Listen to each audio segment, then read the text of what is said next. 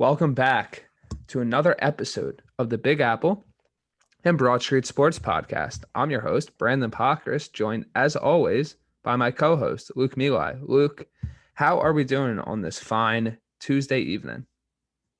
I'm doing good, man. Let's get it on.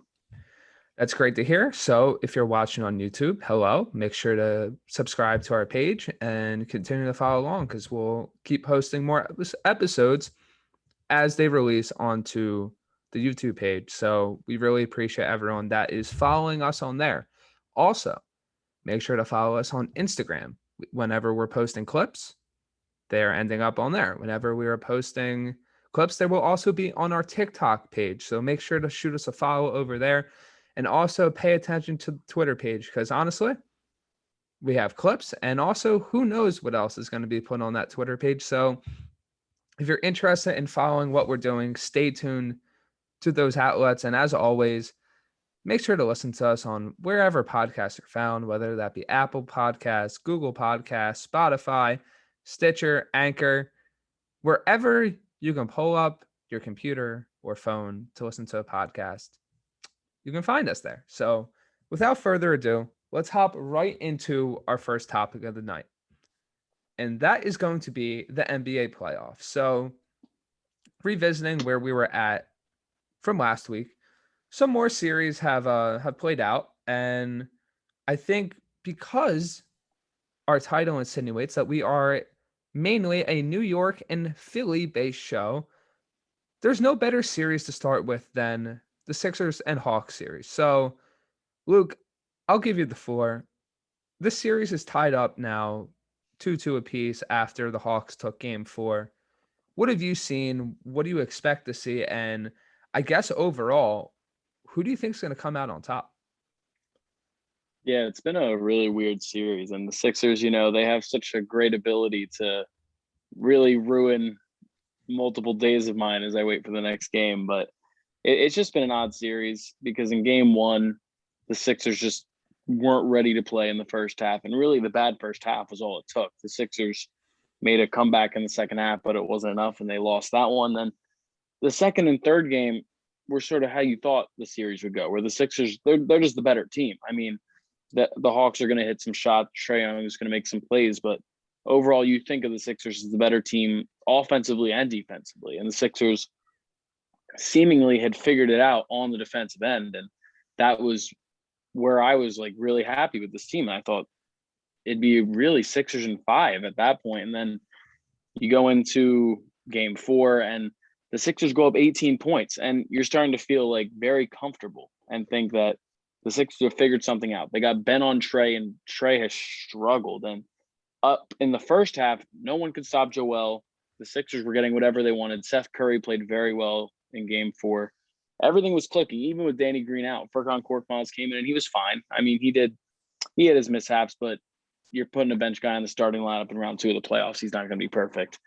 But then the Sixers start to crumble. The Hawks just chip and chip away, and eventually they get all the way back, take the lead, and win the game. And I mean, when your best player doesn't hit a field goal in the second half, no matter what team you are, you're just not going to win. It's very difficult. They were still in a position to win, but they just couldn't get it done. And a lot of the heat, and deservedly so, will be on Joel for that game because he struggled. He was bad, and you don't see bad performances from him very often. But you could say a little bit about Tobias and Ben as well. I mean, on a night where Joel doesn't have it, and you really just needed to give him something for the quarter, that's really where I think Tobias and Ben need to step up. And Seth Curry bailed him out a lot. Seth Curry was almost that guy, but that's not even his role.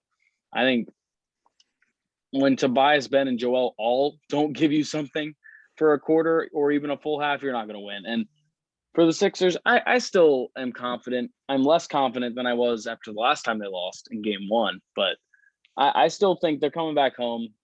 They're dominant at home. I think they just had another bad half. I think it's really tough to believe that Joel's going to struggle that much, even if his injury is hitting a little harder. I mean, he just seems like the guy he's not going to have another 0 for 12 half. He's not going to miss an open layup to win the game again. But we'll see. It's a good series. I still expect the Sixers to come out on top, win game 5. And we'll see. We'll see from there. Yeah, the injury is really where I want to focus on because as we all know, Joel Embiid was injured to really begin this series. He got injured in the first series against Washington. It was released that it was a meniscus tear and that he wouldn't need surgery, but he would have to continue to rehab it and test it before every game, and he'll probably be able to play through it. And he has, and he's played very well up to his capabilities. But with his past, remember, Embiid's a guy that has been injured a lot. He's not exactly the model of consistency when it comes to health. So when that is coupled with a torn meniscus, something like an 0 for 12 half, it's not a huge red flag, right? But it's enough to say to me, okay, there something could be here. Something could be wrong with Embiid that he can't be even 90%. Maybe he's at 85. And honestly, that's still good enough considering the talent he has. Embiid is easily a top 15 player in this league. And in terms of centers, he's top 2, if not number 1.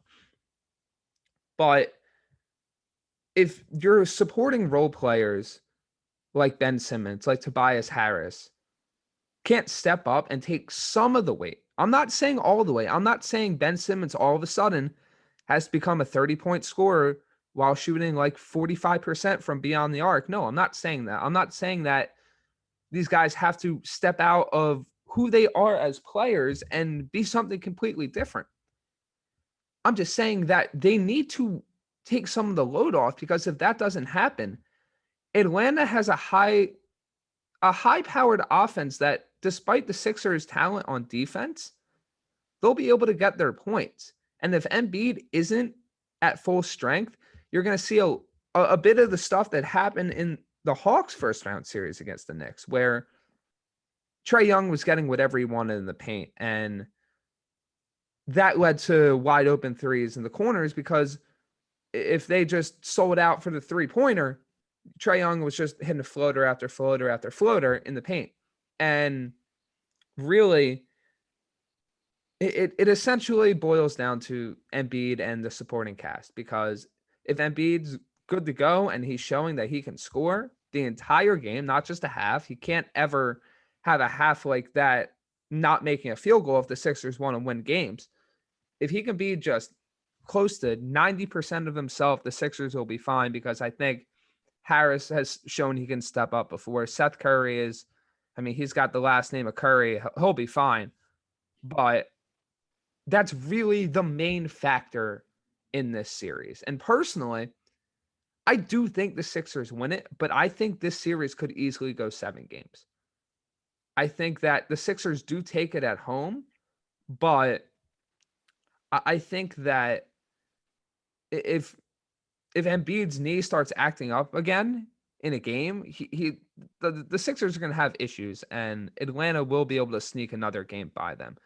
Could the Sixers just close out the series in 2 more? Of course, but this is not the book it, lock it, seal it, take the key, throw it away, this is over type series anymore. There are some variables on the Sixers end where if things start to not break their way, they could be in serious, serious trouble.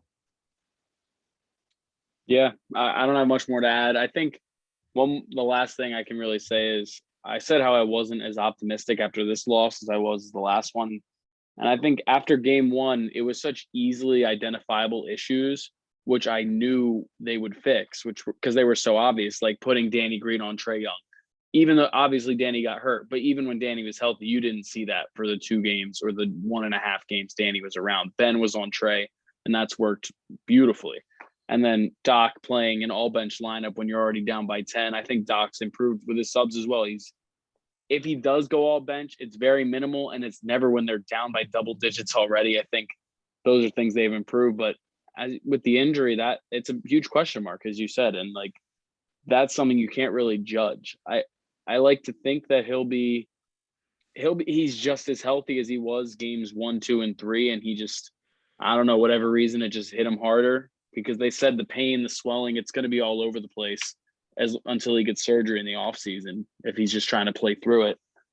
So we'll see that. It's just a big question mark. It's concerning, but at this point you got to roll with it. And I think they'll be fine for this series at least, but we'll have to see. Yeah, we're both in agreement that we think the Sixers will be fine, but there are some variables out there that could make it a very tough series down the stretch. And moving on to the second series that we're going to cover. Luke, after really the first two rounds of these playoffs, I really think the NBA should just put the Clippers in the 2-0 hole every single time because evidently that's what it takes to get Kawhi Leonard and the Clippers to be like, oh, we're in the playoffs. We actually need to win these games because I don't understand how a team consistently doesn't play good. Let's be honest. They don't play good for two straight games. Then all of a sudden, the next two games look like the best team in the NBA. It just doesn't make sense to me. It looks like Ty Lue does it on purpose almost. It's funny, but it is so odd because, I mean, they kind of had the same thing when he coached LeBron. And you don't want to make that comparison because it's different teams, but like they went down 3-1 to the Warriors and Ty Lue's a guy that just makes adjustments. And it seemed like in the first series, it took him a couple games, but he realized he had to really shorten his rotation to guys that can only guard Luka, like guys that are all Luka's sides. That was the switch he made after going down 0-2 in that series. In this series, I think it was Kawhi on to Donovan Mitchell. I think that's a big one, even though Donovan's still getting his points. I think as a whole, the Clippers defense has gotten a lot better. So whatever it is, maybe Ty Lue, he likes to wait, and then he strikes you when you're not expecting any adjustments. I don't know, but it is really interesting because now 2-2, this could go anywhere. Yeah, I mean, just looking at my notes, the main thing that sticks out for me, just looking at some of the recaps and just this game in general, Kawhi Leonard is still an insane basketball player. Let's not forget that. This dude, as he is showing in the playoffs, can score 35, 40 points at will. When that 3-point jumper is on, it doesn't matter if you have two hands in his face. That ball is going in the basket more times than not.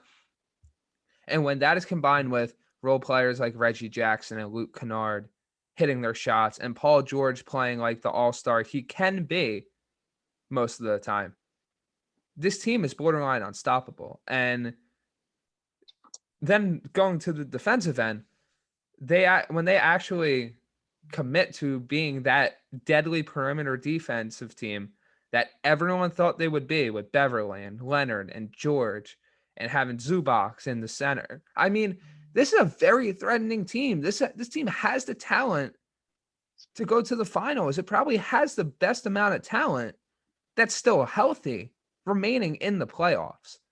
And going forward in this series, while they do have the talent level, I think it's probably going to go 7. I know I said it could happen in the Hawks series, but this is one I'm confident that is going to go 7 because the Jazz are a consistently slept on team too. There's a reason they are the 1 seed. They have been consistent and dominant this entire year. I have the ultimate faith in Donovan Mitchell to keep playing well. And I also have faith that the coaching staff, just like Ty Lue has done with the Clippers these past 2 games, I'm confident that Utah's coaching staff will be able to make adjustments to ensure that the Jazz's offense is playing at the high octane, high pace, high consistency they had the first 2 games of the series. Because if you remember, that's exactly what happened with Dallas. When the Clippers stormed back, Dallas was still able to make adjustments, and they were able to extend the series to 7 games. Now, I would say that Mitchell has a lot more help than Luka did in that series compared to this one. But I'm just really enjoying this series in terms of just playoff basketball in general. I mean, Mitchell is showing why he is a complete superstar and why he's just going to continue to get better. Gobert is Gobert. He's the dominant paint force he is. And then when you have guys like Joe Ingles and Jordan Clarkson playing well too, I mean, it's going to be a tight series regardless. There really hasn't been a blowout besides game 1 and really game 3, in my opinion. And I think the Jazz do come out on top, but to be completely honest here, it's a coin flip for me. It's not like, oh, I'm locked in on Utah. They're going to dominate these next 2 games. It's more like, yeah, I personally feel like the Clippers' inconsistency isn't going to get the better of them. And when you're facing a 1 seed instead of a 5 seed, that could come back to bite you. But this series could easily go the Clippers' way and have them in the Western Conference Finals. So I think I've said my piece enough. Luke, how do you feel that this series is going to go from here on out? Yeah, I mean, you got a lot of it. It's going to be really close. The Clippers definitely turned it around with their defense. Another thing I wanted to point out with the Clippers is we know how good Kawhi is, but we talked about it on the last one. Everyone needs a second guy. And in games 1 and 2, Paul George shot 12 for 35, which is 34% from the field. That's not going to get it done. And in games 3 and 4, he shot 21 for 44, which is 48%, which is much better and exactly what you need from a guy that's supposed to be a star level player for you if you actually have your championship aspirations. I think that's been one of the biggest switches. I think the Jazz will definitely win another game, but I feel like I'm leaning Clippers now, and it could definitely be recency bias, being that the Clippers just won the last 2. But I think their defense is ready, and I think they've locked in, and I don't see any reason why they're not going to be able to stop the Jazz in the future. I mean, the Jazz have very good role players, and they're a very well-oiled team, and it all starts with Donovan Mitchell. But it seems like the game plan is like, let Donovan get his, but if you shut off everyone else, if you close out hard to their 3-pointers, if you don't let Ingles, Clarkson, all those guys get shots off, then it's going to be a struggle. Something I just realized, though, is Mike Conley hasn't played yet.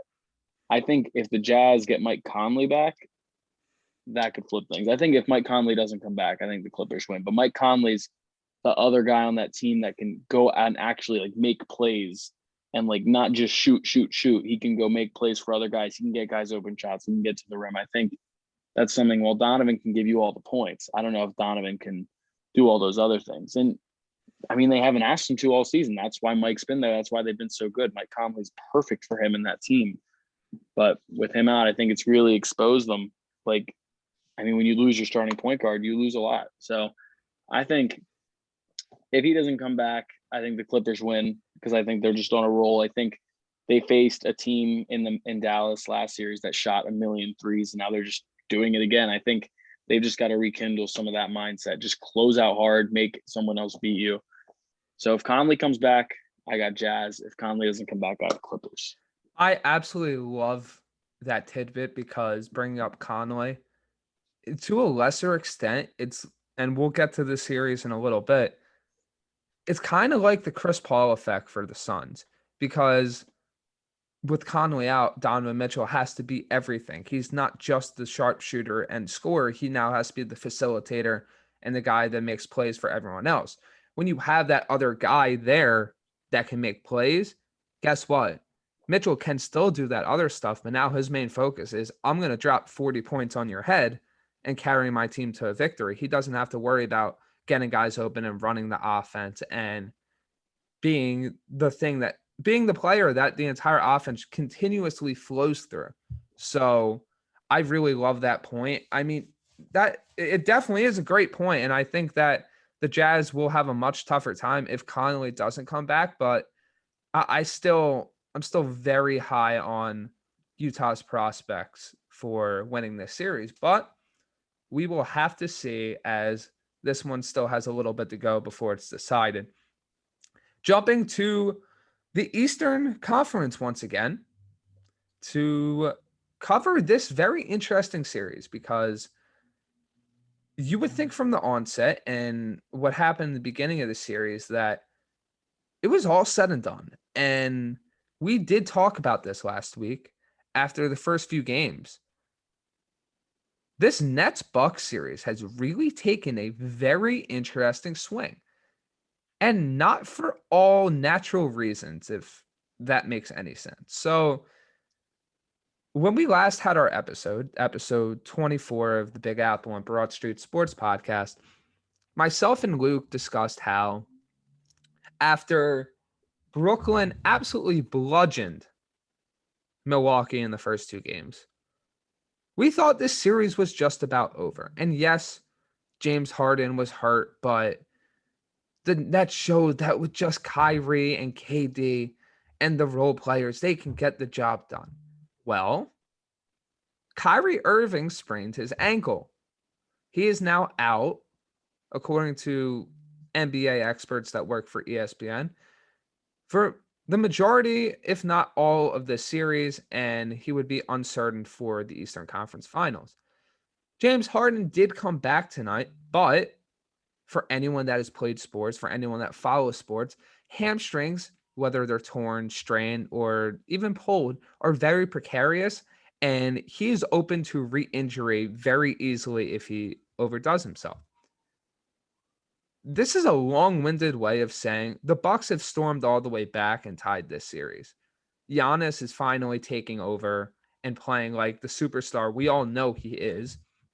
But more importantly, the Bucks are not shooting under 20% from three-point anymore.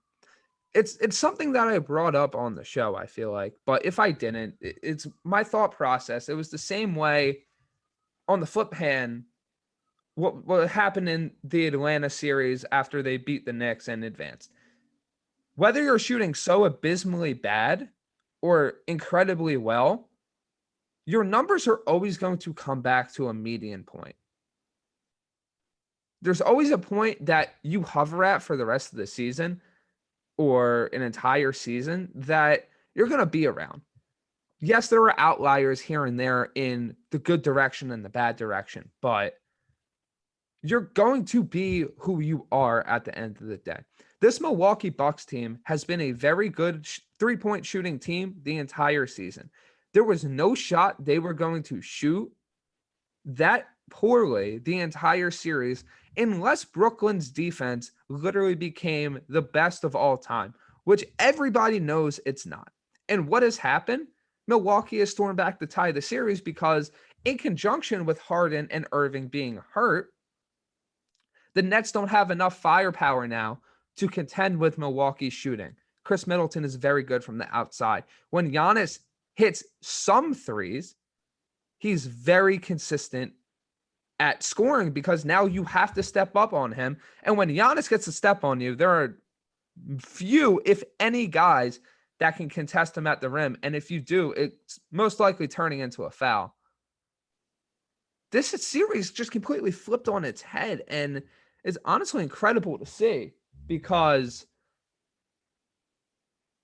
you would think that Brooklyn would have stormed to victory, but it's just not happening. And even with KD being as incredible as he is, the Nets just, they might not have it. And what a disappointing season it would be if Brooklyn goes out like this. Yes, injuries are terrible, but to not even make the Eastern Conference Finals after how good this team was supposed to be, there would be some really interesting conversations brought up in this offseason, but we'll finish this series up soon. Luke, what are your thoughts on this, though?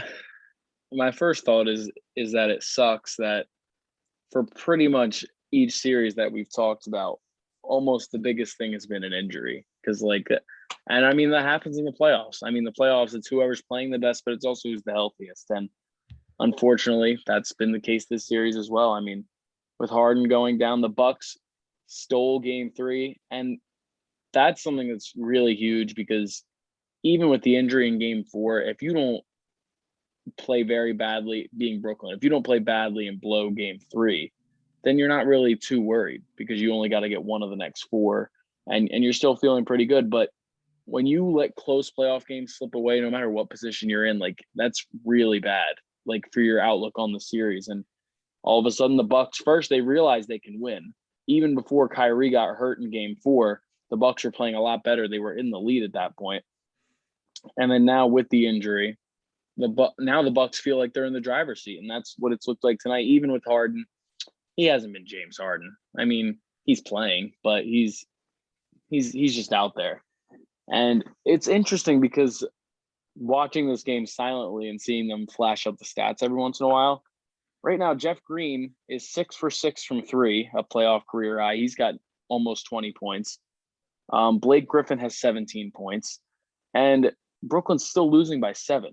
Like, even with those role players stepping up, even with Durant and Harden playing, I think the Bucks have just figured it out. Like, they're holding Brooklyn to 74 right now in the third quarter, which is normal for most teams, but not for this Brooklyn team to be held in the 70s in the third quarter, to be held in the 80s for the entire game back in game 3. I think this Bucks team is phenomenal defensively. And you're right, they have shot a lot better. But where I like to look with them is their defense. And when you have Giannis, Middleton, and Drew Holiday, wow, Giannis just drilled a 3 in someone's face. But Drew Holiday's always been thought of as one of the best guard defenders in the NBA by so many of his peers. Giannis won Defensive Player of the Year last year. Chris Middleton, another very, very solid defender. So I think, as you said, if they could shoot good, we know their defense is there. And if their defense is locked in with the shooting like it has for now about to be the third game in a row, I don't see why they won't end up beating this Brooklyn team, which is crazy to say. And you said it, like, even with the injuries, like, it's just really odd to think a team with Kevin Durant, James Harden, and Kyrie Irving might not make the conference finals.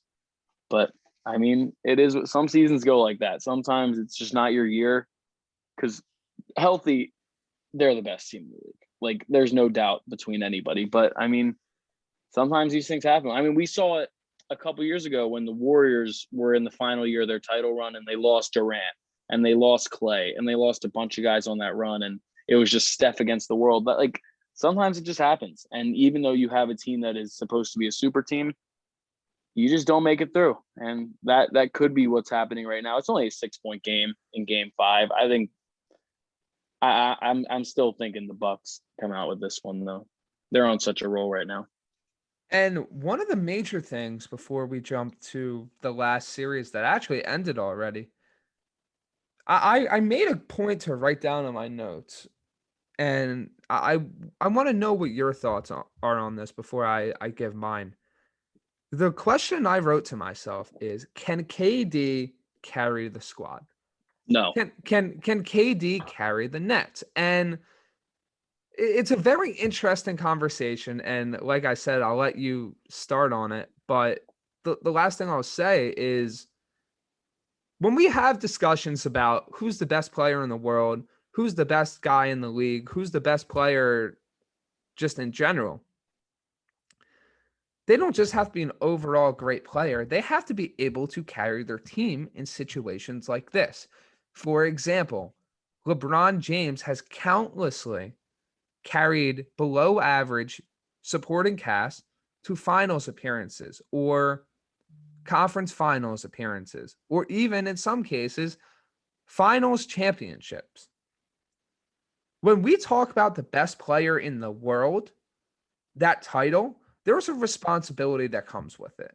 And I've seen a bit of this discourse on social media talking about, oh, with the injuries, it's like, oh, the Nets are done. It's like, we can't blame them. It's like, if we consider KD the best in the world, if he calls himself the best in the world, then shouldn't he be able to carry his team? Yeah, he should be able to, but it's funny because I'm really glad you brought that up, because I actually have strong feelings in my head about this that I haven't talked about much. But, you know, days before the Kyrie injury and the Nets were up 2-0, and you know how, like, on all those daily, like, talk shows, like, they always have to have their big takes, and, like, some of the takes were, is Kevin Durant the best player in the world right now? And could Kevin Durant be the GOAT if he wins two more championships to, like, tie up LeBron, because LeBron's at 4? So, like, would that make Kevin Durant the GOAT? And I remember thinking to myself, like, man, like, that's quite the jump. Like, Kevin's incredible. Like, he is awesome. But, like, I was thinking to myself, I was like, I just don't think he could do it. But, like, I guess we'll never know, because he has Harden and Kyrie. So, like, he won't be put in that position to, like, lead a team. And then poof, Kyrie gets hurt. And I'm like, oh, all right, let's see if they keep that same energy. Like, if you really think, oh, he has a chance to be the GOAT in, like, 2 years, then he better damn well be able to beat Giannis in the second round of the playoffs. And that's not even like a shot at Durant, but I was going to go into what you were saying basically about LeBron. Like LeBron James in 2018 and so many countless years before that, but that year specifically was one of the best players I've ever seen. Like this dude was scoring like in the 40s every game for the postseason in a team where his second best player was Kevin Love. They traded Kyrie Irving for Isaiah Thomas and he played like 2 games. They had Larry Nance, George Hill. Like that was a terrible team. And he took them to the finals. And like that's what great players do. And I think Kevin Durant could get to the playoffs and score 40 points, but I don't think Kevin Durant could get to the playoffs and even win a series if he had a team like that. And even, I mean, like it's just tough. I don't think he's there. And I think he's the best scorer in the world. I mean, he's unstoppable, but that doesn't necessarily mean you're the best player in the world. And I think you've got to be able to take that responsibility, as you said. And I just don't think, I want to say I don't think he's there yet, but like he's old now. So it's weird. I don't know, because his only 2 titles ever are with Steph and Clay and Draymond and that super team. So like, I don't know if I could ever call him the best player in the world. I think I can call him the best scorer in the world, but like, I don't know. For me, best player would just rub me the wrong way. Yeah, and I think the best scorer in the world title is very accurate. There's nobody in the league that can score as consistently as him. But as you brought up, as I kind of alluded to before I tossed it to you, if you want that title, you got to accept the responsibilities that come with it. If we put that namesake on you, if we as fans say, Kevin, you are the best player in the world, you can't just rest on your laurels. You got to go out there and prove it. You got to prove why you are the best player in the world. LeBron has done it. In fact, if we want to go down a peg, we could say to an extent, and yes, it hasn't been as consistent as LeBron, but then again, who is LeBron? The best quote unquote all around player, you could make a small point for Kawhi Leonard because he doesn't That's a good one. He doesn't just do it on the offensive end. He contributes on that defensive end and can really, when he needs to, take over a game. I mean, we saw the Dallas series and we're seeing it now with the Utah series. Down 2-0, 2 separate series. The Clippers stormed back in the Dallas series to tie the series and then eventually win it in 7. And now they tied the series again in Utah. Kawhi's dropping 40 plus points every single game and playing defense. And jumping back to KD has never been that ultimate defensive threat or the guy that can consistently just carry a team all the time. It's just not who he is. And I think that we really just need to understand that if we're going to put all this energy into dissing LeBron for not carrying a beaten, downridden Lakers team to multiple playoff victories at 36 years old, an age where most guys are coming off the bench for 5 minutes. I mean, let's think about it. I know this is 2 random guys out there, right? Or 3. Dwayne Wade, Tracy McGrady, and Vince Carter, all at that age, were not doing anything even close to what LeBron was doing. And yes, those are completely different players, but all these upper echelon type guys, I mean, Shaq, look at all these type players. Michael Jordan at this age was on the Wizards. If you really want to think about it, nobody has done what LeBron James has done. He is an unfair comparison. But if we're going to bestow the best player in the world title on someone, it comes with responsibilities. You can't keep moving the goalpost when it comes to this type of thing. So while KD is an amazing scorer, I don't think he will be able to carry the Nets to not just this series win, but then all the way to the finals if he's without Kyrie and Harden at a good health for a considerable amount of time. Yeah.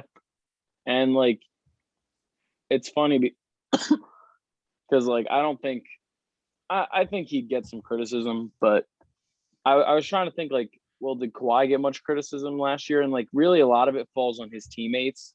And I don't think the same would be for Durant. But I guess the difference is Kawhi, like, he's done it. Like, Kawhi won Finals MVP in San Antonio. Kawhi was by far the best player on the Raptors the year they won and carried them to a title. And like, I think that's when you get sort of Kevin Durant has respect in the NBA, but like to be respected as like that guy, like to be thought of as like this is a guy that if you put him on a team, they are a championship contender. And on any team, they're a championship contender. And I don't think that can be said for Kevin Durant yet.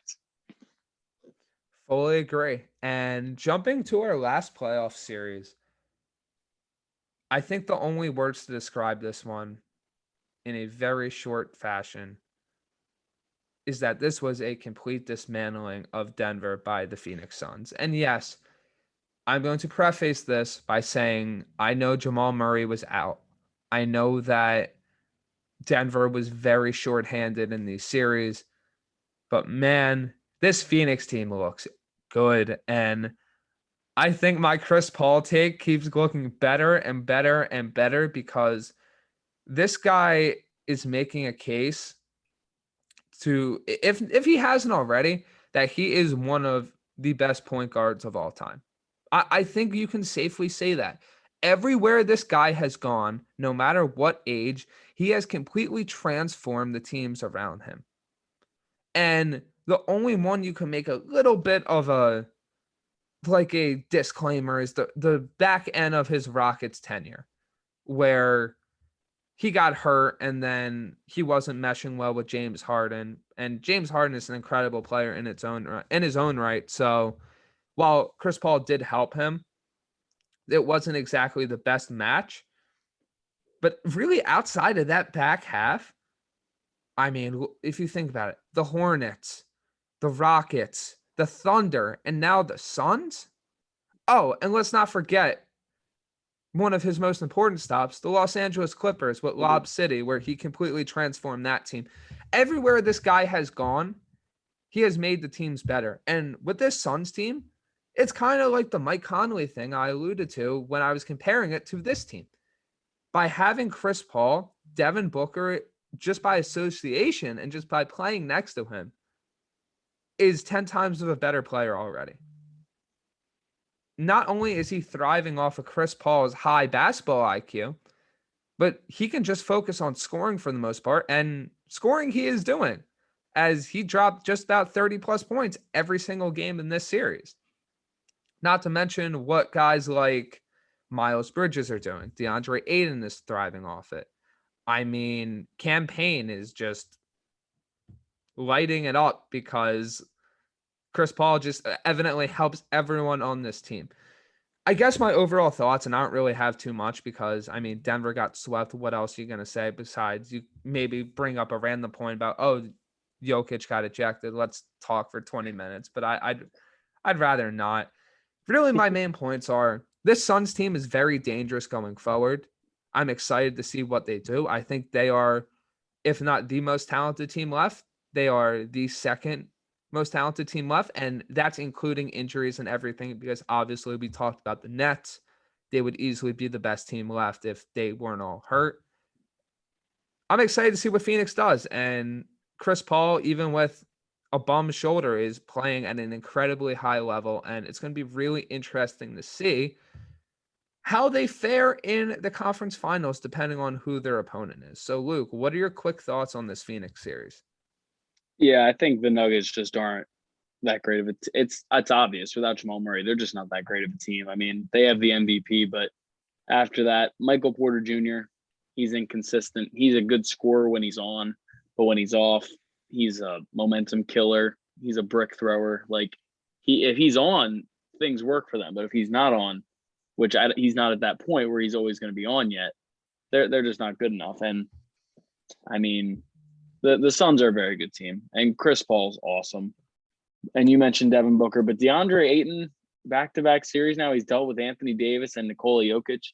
He didn't stop Jokic really like he did with Davis, but like the fact that he's hanging in there, he's averaging a double-double, and like that's not first overall pick numbers, but at this point in your career, like you're in the playoffs, who cares where you were drafted? You just got to do your job, and that's exactly what he's done. And I think we knew when Chris Paul got there, like second to Devin Booker, the biggest help would be to DeAndre Ayton. When you have a guy that works in the pick and roll as much and as well as Chris Paul, I mean, you're setting up DeAndre Ayton for such success and giving him so much confidence. And he plays such good defense. He's a very strong guy. Like he's been, I think that's been one of the biggest like positives for me from that series. One, the fact that Chris Paul is like winning and he's in the conference finals. That's really cool. But also DeAndre Ayton, like rightfully so, he's been written off in his draft because of Luka and Trey, because they're clearly the top players in that class. But it is cool to see Ayton succeeding. And hey, back to Jokic getting ejected. Do you want your MVP getting ejected, or do you want your MVP going 0 for 12 in the second half? I don't know. Maybe they both should have lost. But yeah, it's tough. Jokic is really good, but they're just not healthy enough. And nobody without a top two player is going to win the title. I mean, we can say it over and over again. And right now, the Suns, Chris Paul actually, I can't say how he feels, but like from the eye test, he looks worlds healthier than from the Lakers series, which is weird because with how bad it looked, I was like, there's no way he's going to be 100% like this season. And he may not be 100%, but he's playing like it. I mean, he looked like prime Chris Paul doing all his like weaving through the elbows, his little fadeaways. Like it was nuts. He had 37 points, and I swear all of them were off his little like elbow fadeaways. And like that just shows you like he's feeling it. And if he's feeling it, it's really hard to not think they're going all the way to the finals with like how every other team in the West is good. The last two, Jazz and Clippers, are good, but like they've had their struggles each, and the Suns just haven't really struggled except for when Paul got hurt. So it'll be interesting. Very exciting few weeks of basketball left, and me and Luke are both very excited to give you guys all the breakdowns and all the rundowns on the remaining games and series leading all the way up to when the new NBA champion is crowned in a few weeks. So keep it locked and loaded to the podcast, and we are very pumped to see what the rest of the NBA playoffs have in store. But speaking of being pumped up, I'm sorry, I have one more point. That something was just brought to my attention that was really cool. I will give Kevin Durant credit. The fact that I just saw that he's played all 38 minutes in this game and he's going to probably go the rest of the way. There's only 9 minutes left. That's pretty cool. And that's what best players in the world do. You play every minute when your team needs you. I think that's pretty cool. That's all. Sorry. Go ahead.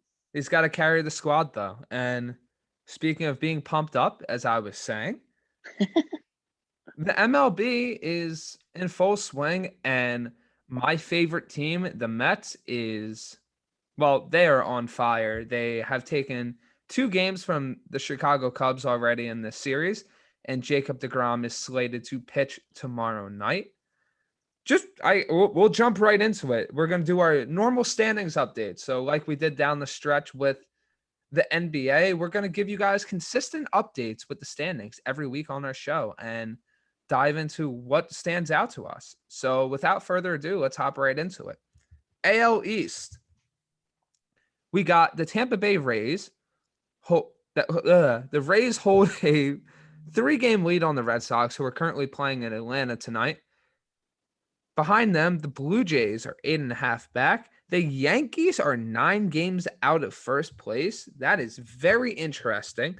And the Baltimore Orioles are in the basement, 20 games back. Interesting fact, the Orioles have lost 15 straight games away from home. And the last away game they won was when John Means threw his no-hitter. So, cool stat to keep in the back of your head. Moving on to the AL Central, the White Sox hold a 4.5-game lead on the Cleveland Indians. In third place, we have the Kansas City Royals, who are 10.5 back. The Tigers are 14 back, and the Twins are 15 back. Shooting over to the AL West, the Astros trail the Athletics by 2.5 games. The Angels follow, being 7 games out of first. The Mariners are 8 games out of first.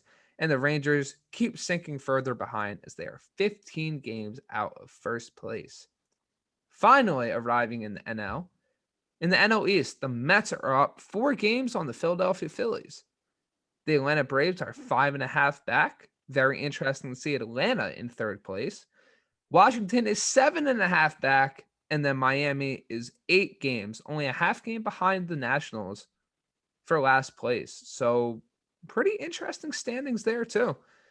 In the NL Central, the Cubs and Brewers are locked in first place. Following them, we got Cincinnati Reds, 4 games back of both of them. Then we have the Cardinals, who are 5 games back, and Pittsburgh, who was 14.5 games behind. And finally, in the NL West, the Giants are ahead of the Dodgers by 1 game.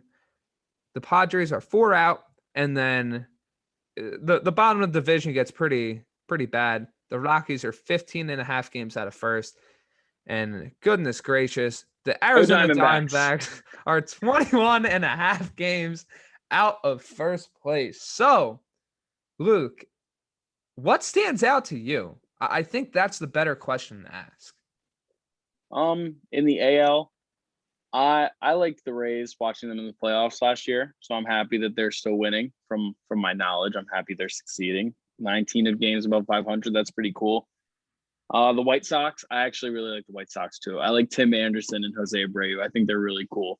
Don't like Tony La Russa, but that's just because he didn't like when his player hit a home run, and he was okay with his player getting thrown at. But yeah, I'm happy they're winning. Oh, look, the Phillies back to 500. What's new? They're just going to hover around there for the next 100 games. That's fun. The Giants, I'm a Giants bandwagoner too. I want Gabe Kapler to succeed. It's kind of funny in the division, which is obviously going to be dominated like media-wise and winning-wise by the Dodgers and the Padres. It's really cool that like Gabe Kapler's team is in first. And I don't know much about them. From what I've read, they're not supposed to be this good, and like the fact that they are is pretty cool. So go Giants, Rays, and White Sox for me. Those are the teams that stand out because I like them. Yeah, I mean, I'm gonna start where you finished. The Giants being in first place is very shocking to me. This is a team that their talent is very old. I mean, Buster Posey, everyone thought this was his He's last still season. around. Everyone thought this was Posey's last season, that he was going to ride off in the sunset. And, well, he's playing like he's in his prime currently. And that's very interesting to see. Brandon Crawford, who is about 33 years old, is having the best season of his career. Their entire core is very old. It's the same core that they had when they won their World all Series. Still there. And they're playing like they're in their prime. So it's been very interesting to see what the Giants have done. It's a cast of characters and players on this roster that you would not expect to have 41 wins already, but here they are. Never know. You could see a drop off. There's still a lot of baseball left, but that's something that's really stuck out to me. NL Central, like I said, a lot of baseball left, but the St. Louis Cardinals being 5 out of first already, very interesting. I know a huge part of that is Jack Flaherty being on the IL with an injury sustained from swinging a bat. So once again, the non-universal DH really rearing its ugly head because, pitchers are terrible at hitting and shouldn't be hitting up there because more times than not Jacob deGrom. They're hurting themselves. Yes, but deGrom played shortstop, so he's an outlier. And speaking of the NL East, I guess my big surprise, and this is my second to last one before we jump to the AL East because we all know where I'm heading with that one. I really thought the Phillies and Braves would be flipped at this point. We are deep enough in the season where I thought Atlanta would be showing why they are such a good team. Inversely, I thought that Philly would be having consistency struggles and not be able to win a lot of games because of the pitching, even though their lineup is very successful. What I didn't realize is that a lot of my fears about the Phillies, from an unbiased point of view, would actually rear their ugly head with Atlanta, because Atlanta's pitching has been their downfall this year. Their bullpen has been absolutely terrible. I can't tell you how many times I'm just scrolling through and see, oh, Atlanta blew another lead. They lost again. This team is 3 games below 500, which, yes, there is still a lot of baseball left. But in this division where the Mets were essentially playing with a AAA lineup and have a commanding first place lead, that's not a spot anyone in the NL East wants to be. Because the Mets in the next upcoming weeks are getting Jeff McNeil back. They're getting Michael Conforto back. They're getting Brandon Nimmo back. Eventually, they'll get Carlos Carrasco back. Down the line, they'll get Syndergaard back. The guys are going to continue to come back, and that's not even counting anybody they add at the trade deadline. And not even saying this from a Mets fan point of view. This is where a team like Atlanta, who is supposed to be leading this division, needed to capitalize. The Phillies were always thought to be in that second place, third place range. The fact that they are only 4 back of the Mets, they are in a great spot because their pitching can only really get better and their lineup can only get more consistent. Atlanta, on the other hand, yeah, their pitching should be able to get more consistent, but it's been underachieving so bad, and they've just been pitching so bad that you're not confident if they could fully turn it around. And then lastly, the New York Yankees need to do something and something fast. Now, I personally think they will eventually figure it out, but being a 9 back already in early to mid-June is not where you want to be if you're a Yankees fan. And the same issues are rearing their ugly head, really, outside of Aaron Judge and occasional flashes of Gary Sanchez and Giancarlo Stanton and Gleyber Torres. This lineup is just too inconsistent. The back end of the rotation is just too inconsistent. They don't have the makings of that team that everybody thought would be a insane playoff contender and World Series contender. The Red Sox look miles better. Toronto looks miles better. They're not that far ahead in the division, but Toronto's talent level, in my opinion, and lineup with Vladdy Jr. leading the way, is just miles better of where the Yankees are right now. And they need to make a change, whether it's through a trade or just stirring the pot in one way or another. Something needs to happen where this team just plays better. And personally, I don't know what that is. Yeah, it's interesting, but I would have agreed in thinking that the Braves should definitely be ahead of the Phillies. Now I haven't watched the Braves in a while. They played the Phillies a lot early in the season, and they looked really, really good. And Ronald Acuna was really, really good. But it is interesting, and I mean, I say the same thing every time, but like the fact that the Mets were hurt and they're still this many games above 500, I mean, that's very impressive. And you said it's only going to get better, or you'd think it's only going to get better. So, yeah, the Phillies. Oh, the Phillies. They'll just continue to hover at 500. Spencer Howard will continue to churn out 3 to 4 innings before he gets too tired from running to first base. The Phillies, I don't know. They're in a rut, but they play in Los Angeles tonight. They can go above 500. They had a good last week. They had like 2 or 3 walk-off wins in a row. Like, it was a lot of fun, but like you see it and it's like, wow, this team's like feeling really good. They're on a roll, and you go check the standings and they're 32-32. It's like you just know they're inconsistent, but we'll see how it all pans out. I think we are far enough in where you'd think it would be different, but I can't imagine they hold second place the rest of the way. But who knows? We'll see. I mean, I think if they make an addition or two, they could, but Yeah. like you said, there's a lot of baseball left. And with there being a lot of baseball left, our second part of our baseball conversation for this show is going to show why there being a lot of baseball left could be pretty bad for some people in some cases. Because Major League Baseball decided to release a memo today, basically banning any foreign substance. Now, on the surface level, this could be seen as good news.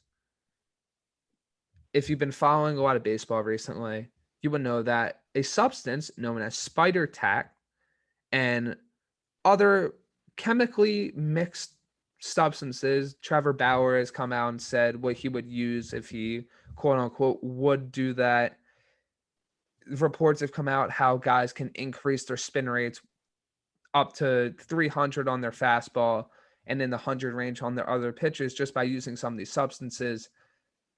There's been reports that teams would hire chemists to figure out the best concoction to increase spin rates. And this has led to a sharp reduction in batting averages, a sharp reduction in balls in play, and an insane rise in strikeouts, in better pitching numbers just across the board, the entire league.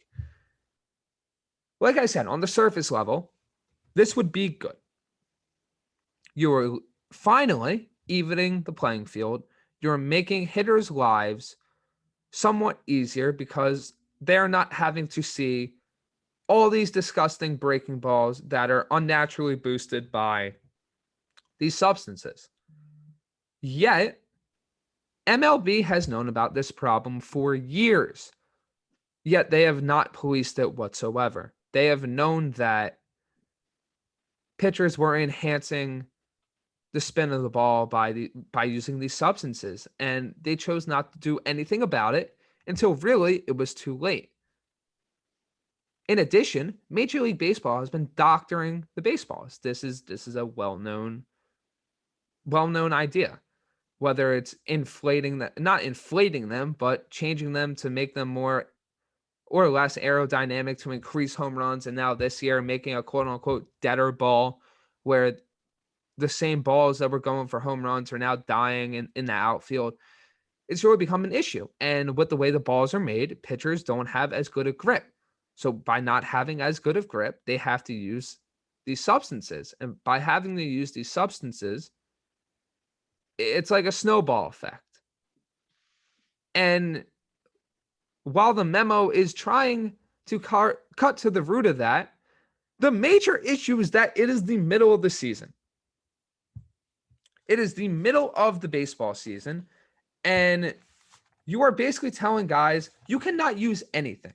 They are not just eliminating the bad stuff, they're eliminating the stuff that allows guys to have control. Because like I said, the doctoring of the baseballs makes it insanely hard to control. By eliminating anything, including sunscreen and rosin, which does not or isn't known to help increase spin rate, but rather help these guys that are throwing 100 miles an hour control where the damn ball is going, you are making the game less safe. And by making it less safe, and less control, to be honest, we're going to have more walks, more hit by pitches. Batters are going to be more in danger.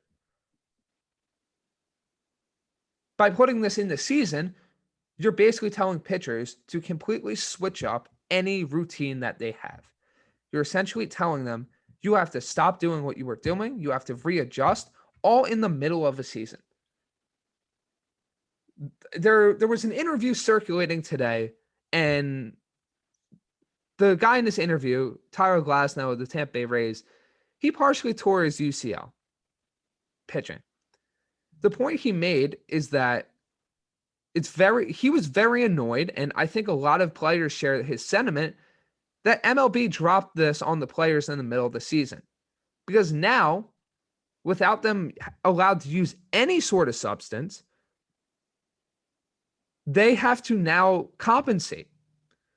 Glasnow mentioned how without using the sunscreen and rosin that he and a lot of other pitchers have been using, he had to dig the ball further into his hand. He had to put more stress on his hand to throw a fastball. By having to do that, he was putting more stress on his elbow, his UCL. With a guy that's 6'7", that throws 100 miles an hour, putting more stress on your ligaments means, guess what? They're probably going to tear. And I don't think that Glasnow is going to be the only guy put in this situation. Whether it's Latz with DeGrom. Now, I'm not saying DeGrom even uses anything. He's an incredible pitcher. But he might have to compensate a little bit if he cannot use anything. Even the legal stuff that guys have been using for years that isn't the crazy spider tack substances that allows guys to increase their spin rate. By not using anything, guys are going to have no idea where the ball is going. And yes, while it might increase balls in play, while it might make a more exciting game, it may also make it a much more dangerous game. So essentially, what I'm boiling it down to is this is a very, very short sighted move by the MLB, yet long sighted move. What they are doing in the long term is great. You're finally making an even playing field for batters and pitchers. Yet, by not doing this in the offseason, you are creating a very real issue that may result in one, more injuries, not just the batters possibly getting hit by more pitches, which we have seen a lot with certain superstars like Mike Trout and Ronald Acuna this year. But two, you are exponentially increasing the rate of pitchers potentially harming their elbows and destroying in some cases, their careers because they have to compensate for three, a ball that has been doctored by Major League Baseball continuously over the past few years.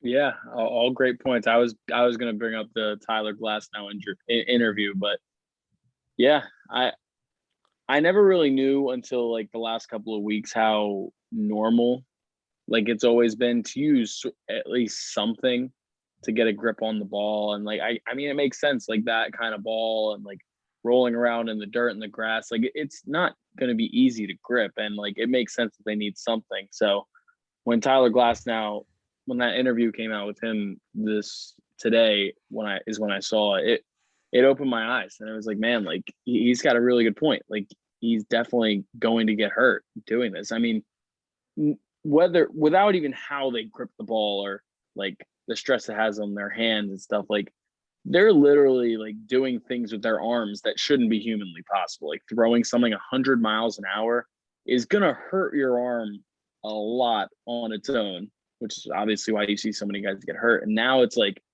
you're only adding to that stress. And like I like how you said it was a short-sighted move, because just dropping it right now is a really good point, because I never realized how common it was. So the fact that so many guys, Glasnow is really the first one that's spoken out to that magnitude about the injuries that I've seen. But I think it's going to be a much more common like issue and something that more guys are going to talk about.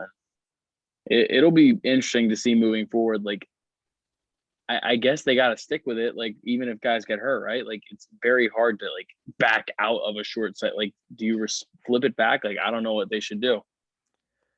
Baseball has not exactly been receptive to the players. That's kind of the reason what I wanted to get into a little bit next before we moved on to the book it picks. This is adding to just a bunch of different things, whether it be minor league salaries and guys having to basically pay for their own hotels, which that also happened today with an affiliate of the Baltimore Orioles, to potentially just guys not getting contracts because a bunch of MLB teams don't want to play for anything, to just a variety of different issues. I think baseball could be heading for the first strike in a professional sport since I think the NFL a few years back.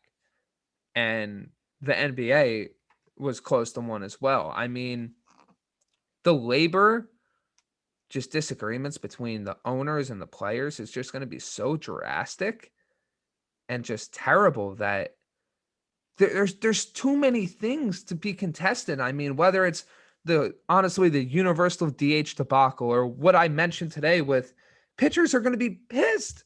They're going to be so mad that all of a sudden they can't use anything during the entire season. You drop that in the middle of June. This is something you do in the off season so guys can prepare. It's like what Glasnow said. If they do this in the off season, at least guys have time to prepare.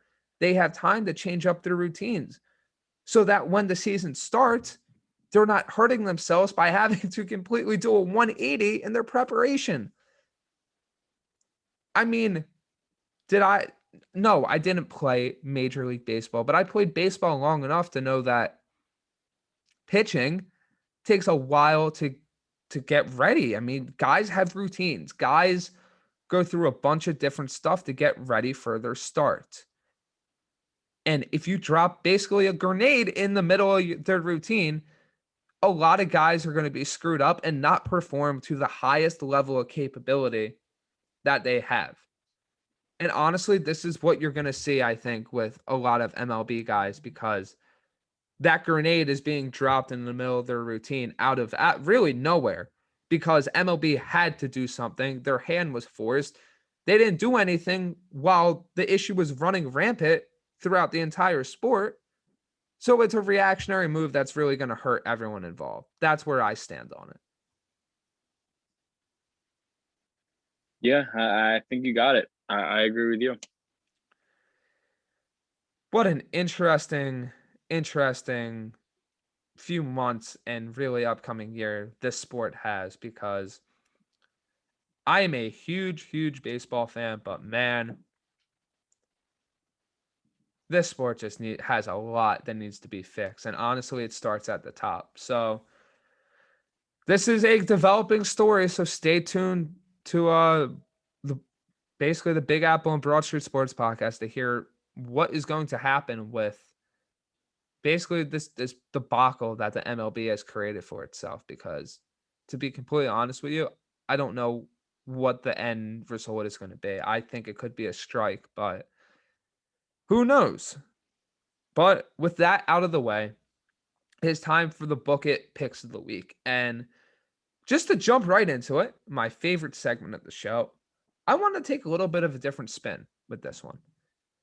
I still came up with 4 picks, but this is a parlay. I'm making this into a parlay.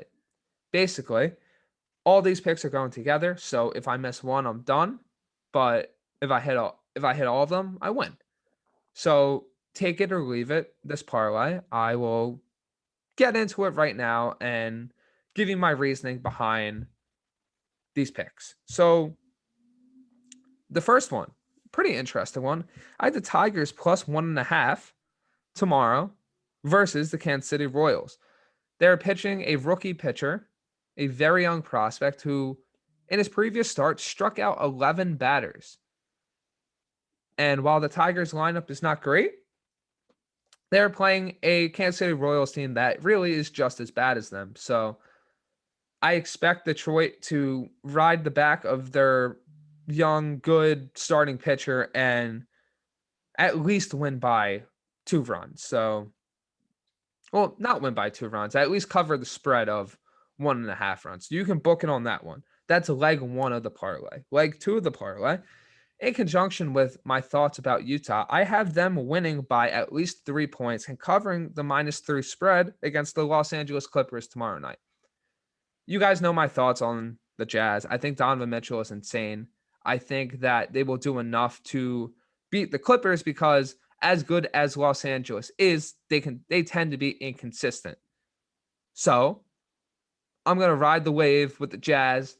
Hopefully this is the leg of the parlay that hits, because this is the one I wouldn't say least confident about, but this is the one that could go awry the easiest, basically the easiest. So leg 2 of the parlay, you can book it. The Jazz taking the dub against Los Angeles tomorrow night.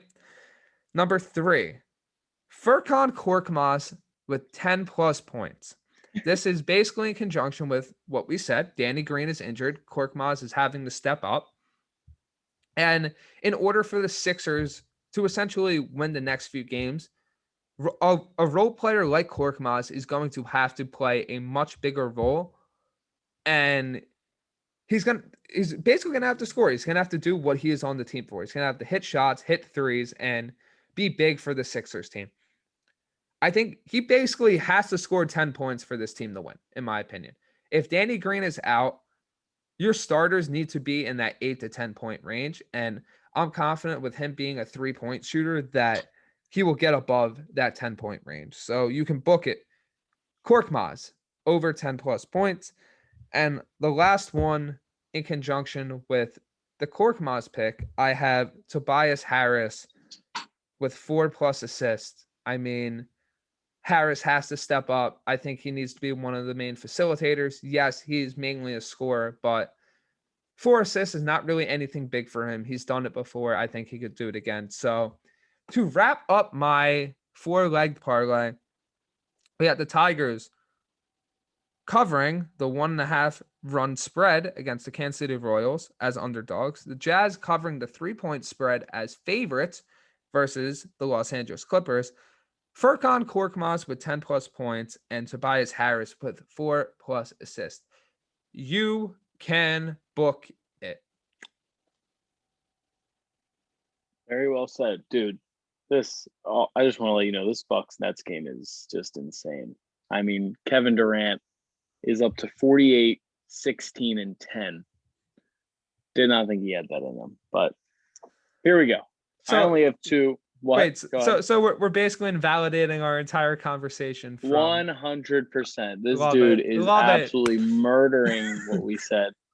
He has proven me wrong so hard, and it's really cool to watch. He's just absolute money. Giannis just dropped a pass that would have been a dunk for the tie with 20 seconds left. But here we go. I've only got 2 this week. They're both game spreads in the NBA playoffs. First one, I'm taking the Sixers -6 for game 5. I think being back at home, I think the Sixers are healthy enough. I cannot see Joel Embiid having another 0 for 12 in any half of basketball in his entire career. I really think that was a fluke game. The Sixers were up 18. They were up a majority of that game until just a burst in the second half by the Hawks. But I really think even Danny Green out, you still got your guys, Tobias and Ben. They were much more aggressive in games 2 and 3 when they won. I think they'll get back to that. I think Joel will get back to his usual stuff. And I think Joel's going to be mad he got snubbed for first-team All-NBA, especially when he was eligible to be next to Jokic in the ballot and he got pushed to second team. So I think he'll respond to that. I think the Sixers are just going to come out ready at home. So you can book it Sixers -6 for game 5. And then this kind of goes against one of the ones you had, but I'm going Clippers +3. So did you have the Jazz winning? Was that yours? All right, so we could both get it. We could both be successful if it's very close. Jazz win by like 1 or 2. But I've got the Clippers +3. I think they're just in a rhythm right now. And I'm doing this assuming Conley doesn't come back. Even if Conley does, I think it'll be very tough to get reacclimated in the middle of a second-round playoff series. I'm feeling good about the Clippers. They found it on defense. Their shooters are shooting. Paul George, his last 2 games, as I mentioned before, shooting 48%. That's much better than he was earlier. I think PG keeps it going. I think Kawhi does Kawhi things. I think the defense continues to be good. So I'm taking the Clippers +3 in their game 5. So I've got Sixers -6 and Clippers +3. You can book it, Mr. Brandon Pockris. Fantastic. And that wraps up our show for this week. So like I mentioned at the top of the show, follow us on Twitter, TikTok, Instagram, and YouTube because we post on there now. Can't ever forget that one. Also, make sure to listen to us on Apple Podcasts, Spotify, Google Podcasts, Stitcher, Anchor, and wherever else you listen to podcasts. So, for myself and Luke Milai, thank you for listening to another great episode. And if KD wins this game, I will be very sad. You can catch us next time.